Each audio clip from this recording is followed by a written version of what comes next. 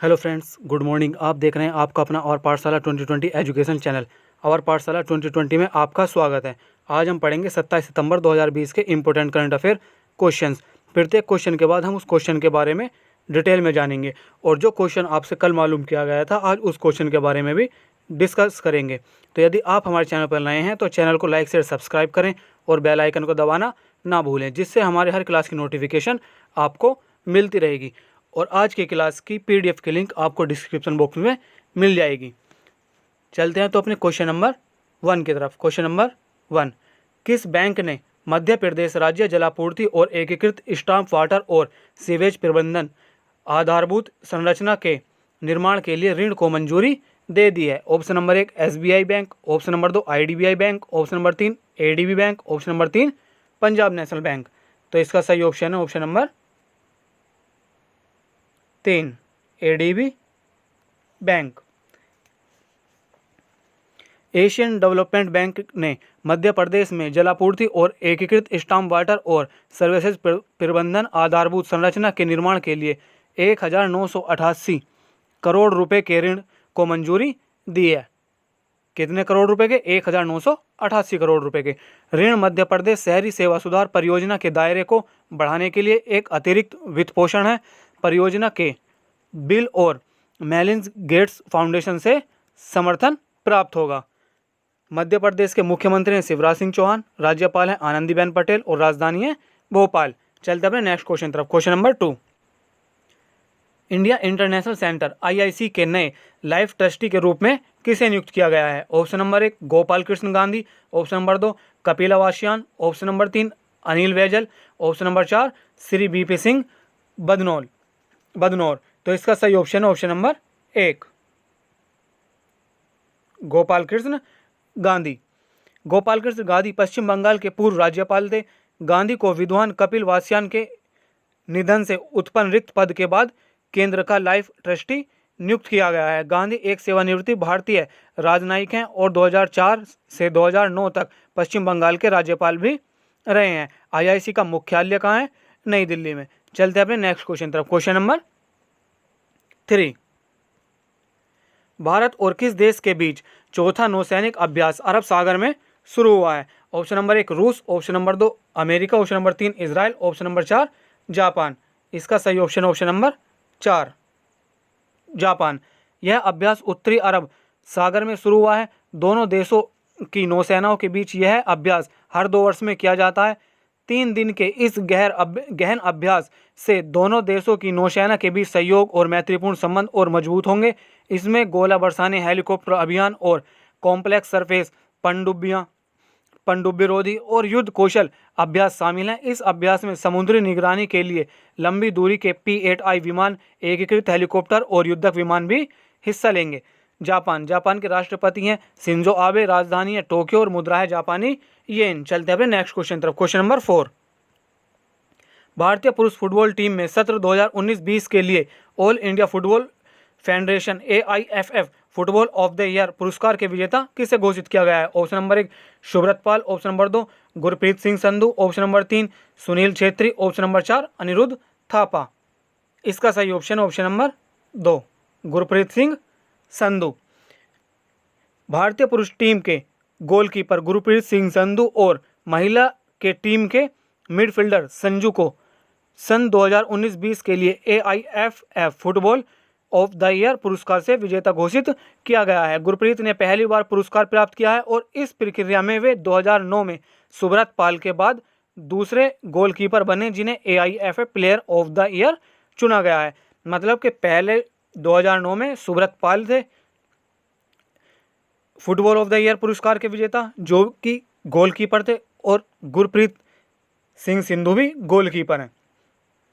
तो AIFF की full form है ऑल इंडिया फुटबॉल फेडरेशन। चलते हैं नेक्स्ट क्वेश्चन तरफ। क्वेश्चन नंबर 5, विश्व जोखिम सूचकांक WRI 2020 के अनुसार 181 देशों में भारत का कौन सा स्थान है? ऑप्शन नंबर 1 89वां, ऑप्शन नंबर 2 92वां, ऑप्शन नंबर 3 104वां, ऑप्शन नंबर 4 75वां। इसका सही option option number 1 89वां।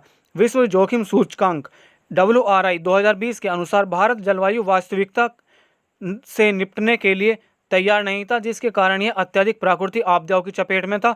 Bangladesh, Afghanistan और पाकिस्तान के बाद देश दक्षिण एशिया में चौथे स्थान पर था। चलते हैं अपने नेक्स्ट क्वेश्चन तरफ। Question number 6।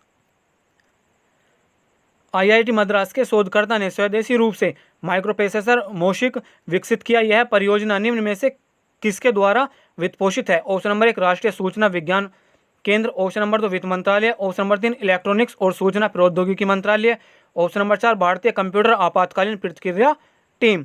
इसका सही ऑप्शन है ऑप्शन नंबर 3 इलेक्ट्रॉनिक्स और सूचना प्रौद्योगिकी मंत्रालय। इसका उद्देश्य केंद्र के डिजिटल इंडिया स्मार्ट सिटीज पहल के तहत इंटरनेट ऑफ थिंग्स डिवाइस पेश करना है। माइक्रोप्रोसेसर के उपयोग में smart card, electronics voting machine और कार्यालय प्रबंधन प्रणाली शामिल है। आईआईटी मद्रास की स्थापना हुई थी 1959 में।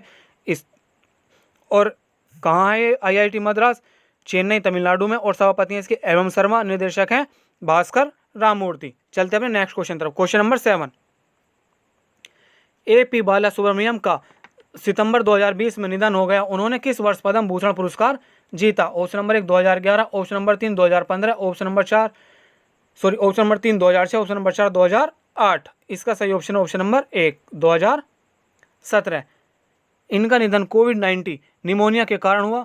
ये गायक अभिनेता थे। उनके पास एक गायक द्वारा सर्वाधिक गानों का गिनीज वर्ल्ड रिकॉर्ड था। उन्होंने 1969, 1981, 1983, 1995 व 1996 में कुल 6 राष्ट्रीय पुरस्कार जीते।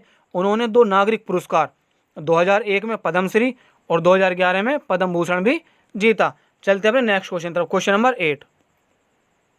सितंबर 2020 में खादी और ग्रामोद्योग आयोग KVIC ने निम्नलिखित में से किसे अपना सलाहकार नियुक्त किया है? Option number 1 Ritu Beri, option number 2 Sunil Shetty, option number 3 Anil Kapoor, option number 4 Manish Arora. इसका सही ऑप्शन है option number 2 Sunil Shetty. Sunil Shetty readymade कपड़ों के क्षेत्र में नवीनतम डिजाइन हस्तक्षेप के साथ साथ भारत और विदेश में खादी के प्रचार पर आयोग को सलाह देंगे। इन्होंने रितु बेरी की जगह ली, जिनका कार्यकाल हाल ही में समाप्त हुआ है। रितु बेरी एक फैशन डिजाइनर थी। चलते हैं नेक्स्ट क्वेश्चन तरफ। Question number. किस शहर ने अनूठा राम पुस्तकालय शुरू किया है? ये पुस्तकालय है, ठीक है।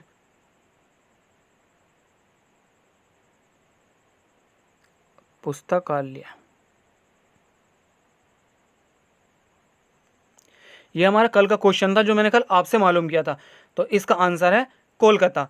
यह ट्राम पुस्तकालय पुस्तकों, पत्रिकाओं के साथ एक विशेष ट्राम है जिसे ट्राम पर यात्रा करते समय पढ़ा जा सकता है। चलते हैं नेक्स्ट क्वेश्चन तरफ। Question number 9।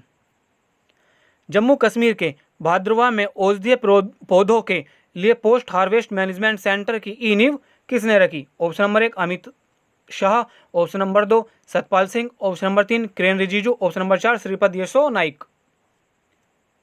तो इसका सही option option number 4 Shripad Yesso Naik. Shripad Yesso Naik वर्तमान में केंद्रीय आयुष मंत्री हैं। केंद्र शासित प्रदेश के विभिन्न जिलों में 21 आयुष स्वास्थ्य और कल्याण केंद्रों का ये उद्घाटन किया गया है। चलते हैं नेक्स्ट क्वेश्चन तरफ। Question number 10। सितंबर 2020 में भारतीय रेलवे ने निम्न में से किसके साथ अपने आधुनिकीकरण के लिए एक स्टेट ऑफ आर्ट कला सहयोग अनुसंधान को प्रोत्साहित करने के लिए समझौते का विस्तार किया है? Option number 1 IIT Delhi, option number 2 IIT Mumbai, option number 3 IIT Kanpur, option number 4 IIT Indore. इसका सही ऑप्शन है ऑप्शन नंबर 3 IIT कानपुर। वर्तमान में CRR की प्रशासनिक इकाई IIT कानपुर में इलेक्ट्रिकल इंजीनियरिंग विभाग में है। चलते हैं नेक्स्ट क्वेश्चन तरफ। Question number 11। 26 सितंबर 2020 की शाम को संयुक्त राष्ट्र महासभा UNGA को निम्न में से किसने संबोधित किया? Option number 1 Ramnath Kovind, option number 2 Narendra Modi, option number 3 Rajnath Singh, option number 4 Amit Shah. इसका सही ऑप्शन है ऑप्शन नंबर 2 नरेंद्र मोदी। 75वें UNGA की विषय वस्तु है the future we want, the United Nations we need, reaffirming our collective commitment to multilateralism, confronting the कोविड-19 थ्रू ट्रैफेक्टिव मल्टीलेटरल एक्शन। यह इस समय वस्तुत संचालित किया जा रहा है। चलते हैं नेक्स्ट क्वेश्चन तरफ। Question number 12। भारत और किस देश के बीच एक वेबिनार 25 सितंबर 2020 को आयोजित किया गया था? ऑप्शन नंबर 1 रूस, option number 2 Nepal, option number 3 Malaysia, option number 4 Cambodia. इसका सही option option number 4 Cambodia. Webinar की विषय वस्तु भारतीय रक्षा उद्योग वैश्विक साझेदारी के लिए सहयोग वेबिनार और एक्सपो था। यह रक्षा उत्पादन विभाग, रक्षा मंत्रालय के तत्वावधान में society of Indian defence manufacturers SIDM के माध्यम से आयोजित किया गया था। कंबोडिया के राष्ट्रपति हैं सेचुम, राजधानी है फोनोपेन, मुद्रा है कंबोडियन रियल। चलते अपने नेक्स्ट क्वेश्चन तरफ। क्वेश्चन नंबर 13,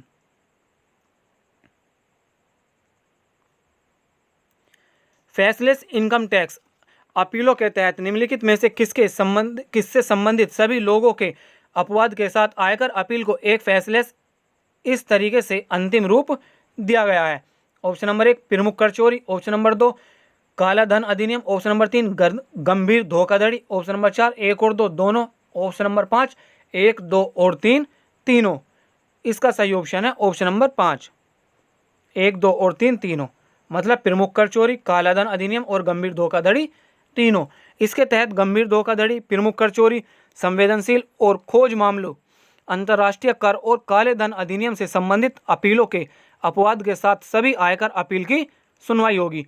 करदाताओं या उनके अधिवक्ताओं और आयकर विभाग के बीच कोई भौतिक इंटरफेस नहीं होगा। चलते हुए नेक्स्ट क्वेश्चन तरफ। क्वेश्चन नंबर 14, राष्ट्रीय औषधीय पादप बोर्ड आयुष मंत्रालय ने सितंबर 2020 में प्रमुख आयुष और किसके साथ आभासी बैठक के माध्यम से एक समझौता ज्ञापन पर हस्ताक्षर किए हैं? AMAM Nai Delhi, option number 2 biovaccine technology India, option number 3 ADMA Mumbai, option number 4 1 और 2 तीनों, 1 और 3 दोनों, ऑप्शन नंबर 5 1 2 और 3 तीनों। इसका सही ऑप्शन है ऑप्शन नंबर 4 1 और 3 दोनों। समझौते ज्ञापन पर हस्ताक्षर करने वाले उद्योग निकाय में ADMA की फुल फॉर्म है आयुर्वेदिक ड्रग निर्माता संघ, जो कि मुंबई में है, और AMAM की फुल फॉर्म है association for manufacturers of Ayurvedic medicine, जो है नई दिल्ली में, आदि शामिल हैं। चलते अपने नेक्स्ट क्वेश्चन तरफ। क्वेश्चन नंबर 15, निम्न में से कौन सा देश क्रांतिकारी स्वतंत्रता सेनानी प्रीतिलता वडेदर के जीवन पर फिल्म का वित्त पोषण कर रहा है? Option number 1 Nepal, option number 2 Bharat, option number 3 Bangladesh, option number 4 Pakistan. इसका सही ऑप्शन है option number 3 Bangladesh. Film Bhalobasha Pritilata British शासन के खिलाफ भारतीय उपमहाद्वीप की पहली महिला बंगाली क्रांतिकारी राष्ट्रवादी पर आधारित होगी। फिल्म सैलेना हुसैन के उपन्यास पर आधारित है। इसे भारत और अन्य देशों में भी प्रदर्शित किया जाएगा। बांग्लादेश की राजधानी है ढाका और मुद्रा है बांग्लादेशी टका। राष्ट्रपति हैं अबुल हमीद और प्रधानमंत्री हैं शेख हसीना। चलते हैं अपने नेक्स्ट क्वेश्चन तरफ। इस क्वेश्चन का जवाब आप सभी को कमेंट बॉक्स में देना है। तो क्वेश्चन है, हाल ही में किस केंद्रीय मंत्री ने मोदी कैबिनेट से कृषि संबंधी विधेयक का विरोध करते हुए अपने पद से इस्तीफा दे दिया है? तो आज की वीडियो यहीं पर समाप्त होती है। मिलते हैं नेक्स्ट वीडियो के साथ।